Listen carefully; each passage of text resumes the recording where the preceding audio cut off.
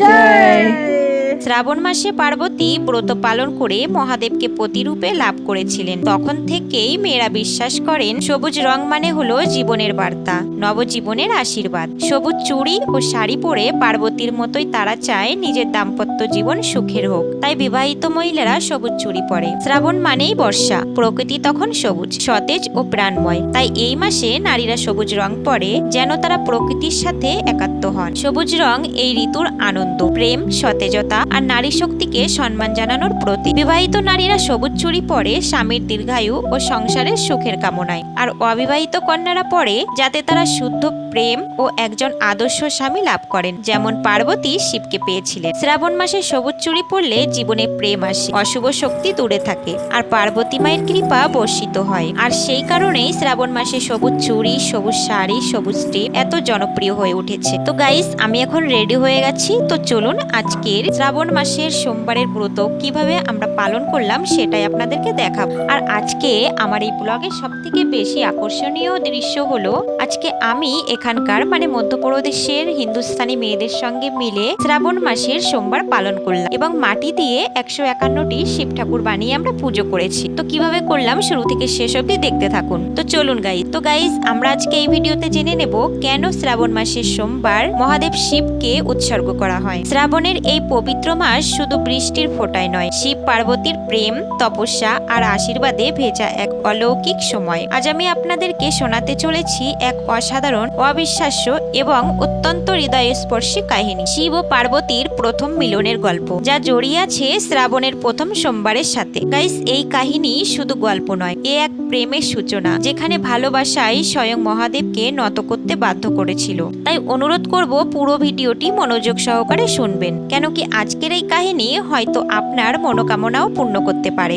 অনেক যুগ আগের কথা, ঠিক তখনই সৃষ্টির সূচনা হয়েছিল। ত্রিলোকে ছিল এক প্রশান্তি, কিন্তু মহাবিশ্বে ছিল এক অপূর্ণ আহ্বান, এক অসম্পূর্ণ মিলনের আকুতি। তখন শিব সতীর দেহকে অগ্নিকে অর্পণ করে তপস্যায় লীন হয়ে বৈরাগ্যে ডুবে কৈলাসের নির্জনে বসে পড়েছিলেন। কিন্তু এই বিশ্বচক্রের একটি নিয়ম আছে, যেখানে শিব আছেন সেখানেই শান্তির প্রয়োজন। সেই শক্তি আবার জন্ম নিলেন পার্বতী রূপে, পার্বতী রাজ হিমালয়ের কন্যা হিসাবে। ছোট্টবেলা থেকেই পার্বতী মহাদেবের পুজো করতেন।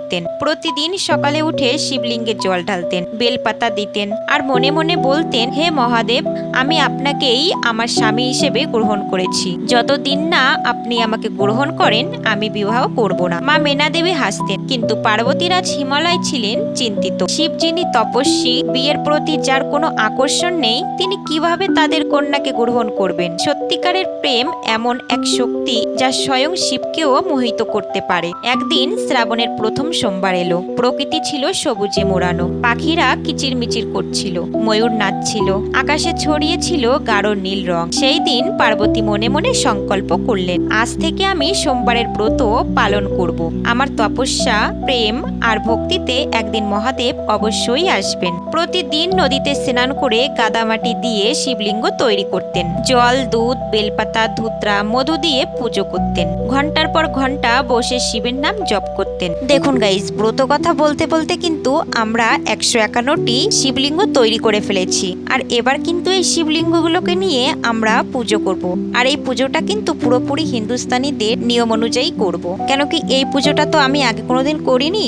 এখানে এসে বিয়ের পর প্রথম আমি এই পুজোটা আজ করছি, তো ভাবলাম এই নতুন পুজোর নিয়মটি আপনাদের সঙ্গে শেয়ার করি। তো চলুন আমরা আবার ব্রত কথায় ফিরে যাই। গাইস, এই ভিডিওতে আমি যে ব্রত কথাটি আপনাদেরকে বলছি, সেই ব্রত কথাই কিন্তু আমরা সবাই মিলে একসঙ্গে শুনছিলাম, তাই আপনারা আমাদেরকে এমন ধ্যানমগ্ন ভাবেই দেখতে পাচ্ছেন। তো গাইস, পার্বতী অনেক কষ্ট করে শিবের এই ব্রত কিন্তু পালন করতেন, ত্যাগ করেছিলেন সুখ আরম্ভ খাবার পর্যন্ত। অন্যদিকে কৈলাসে মহাদেব তখন গভীর তপস্যায় নিমগ্ন। কিন্তু ঠিক সেই সময় শ্রাবণের প্রথম বৃষ্টির ফোঁটার সঙ্গে সঙ্গে পার্বতীর প্রেম ভরাটা পৌঁছে গেল শিবের অন্তরে। শিবের মন কাঁপলো। প্রথমবার এক চিত্র ফুটে উঠল তার মনে। এক কন্যা গাদামাটির শিবলিঙ্গের উপরে ছোট্ট একটি বেলপাতা রেখে পুজো করছে, তার হাতে কাঁপুনি, কিন্তু মনে একাগ্রতা, চোখে প্রেম, ত্যাগ আর সম্পূর্ণ সমর্পণ। শিব তখনও হাসলেন না, কিছু বললেন না, কিন্তু প্রথমবার পার্বতীর নাম উঠল তার চেতনায়। একদিন পার্বতী এক তপস্বী সন্ন্যাসীকে দেখতে পেলেন। তিনি তাকে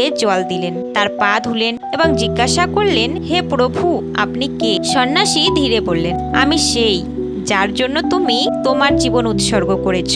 পার্বতীর চোখ থেকে অশ্রু গড়িয়ে পড়ল এবং তিনি সন্ন্যাসীর চরণে পড়ে বললেন, প্রভু, আপনি আমার ডাক শুনেছেন? শিব প্রথমবার পার্বতীর হাত ধরলেন এবং বললেন, তোমার প্রেম আমার ধ্যানকে ভেদ করেছে। পার্বতী, তুমি আমার শক্তি, আমার অর্ধাঙ্গিনী। আমি তোমাকে নিজে গ্রহণ করেছি এই ত্রিলোকের সামনে। সেই মুহূর্তে বৃষ্টি থেমে গেল, ফুল ফুটে উঠল, কৈলাসে বাজলো সঙ্গীত, আর সৃষ্টিতে ঘটল এক অলৌকিক মিলন শিব ও শক্তির, শিব ও পার্বতীর। সেই অলৌকিক মিলনের পরে পার্বতীর পিতা হিমালয় রাজা আনন্দে উৎপেল। তিনি তখনই বললেন, মহাদেব, আমি চাই আপনাদের বিবাহ রাজকীয় আয়োজনের মধ্য দিয়ে হোক। আমি মেয়ে জামাইকে গৌরবে বিদায় দিতে চাই। শিব ঠাকুর হেসে বললেন, আমি তোমার প্রস্তাব মান্য করি, কিন্তু মনে রেখো, আমি কেবল বর নই, আমি তপস্বীও।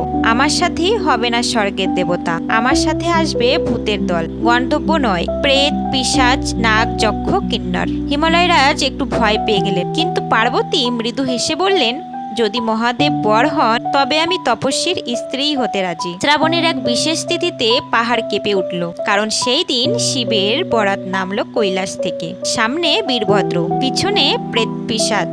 কেউ শঙ্খ বাজাচ্ছে, কেউ ডমরু, কেউ অর্ধনগ্ন, কেউ খুলি পরে নাচছে। বর শিব স্বয়ং, গায়ে ভস্ম, গলায় সাপ, হাতে ত্রিশূল, চুল এলোমেলো, মাথায় অর্ধচন্দ্র। যখন এই বারাত পার্বতীর বাড়ির সামনে পৌঁছালো, তখন দেবী মেনা চিৎকার করে উঠলেন, এ তো কোনো বর নয়, এটা তো এক ভয়ঙ্কর রূপ। আমার মেয়েকে এ রাতে দেব না। সবাই ভয় পেয়ে পালাতে লাগলো, শুধু পার্বতী ছিলেন স্থির। তিনি এগিয়ে এসে বললেন, এই যে আমার স্বামী, আমি আমার হৃদয়ে যাকে এঁকেছি, আজ তিনি নিজে এসে দাঁড়িয়েছেন। আমাদের ভয় পাবার কিছুই নেই। শেষে ব্রহ্মা, বিষ্ণু, লক্ষ্মী, সরস্বতী সকলেই এসে সাক্ষী হয়ে দাঁড়ালেন এই মহাবিবাহের। হিমালয় রাজ নিজে কন্যাদান করলেন, আগুন জ্বালানো হলো, 7 পাক ঘোরা হলো। শিব বললেন, পার্বতী, তুমি এখন শুধু আমার স্ত্রী নও, তুমি আমার শক্তি, আমার অর্ধনারীশ্বর রূপ। ব্রহ্মাণ্ডে তখন গুঞ্জন উঠল, শিব শক্তির মিলন হয়েছে, এখন সৃষ্টি হবে নতুন করে প্রেম আর ভক্তির অমর বন্ধনে। এই মিলনই ছিল সেই অলৌকিক সুর। সেই দিন থেকে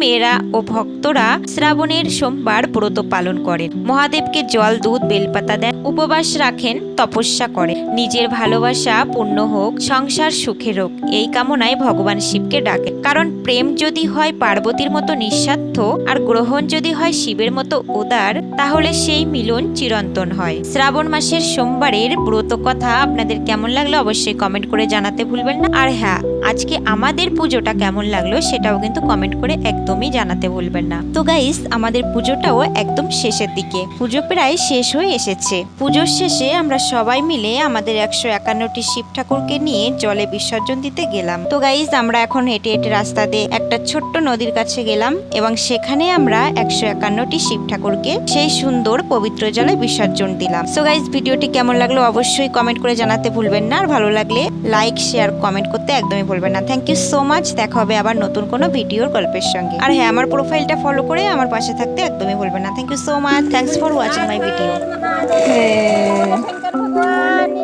জয়।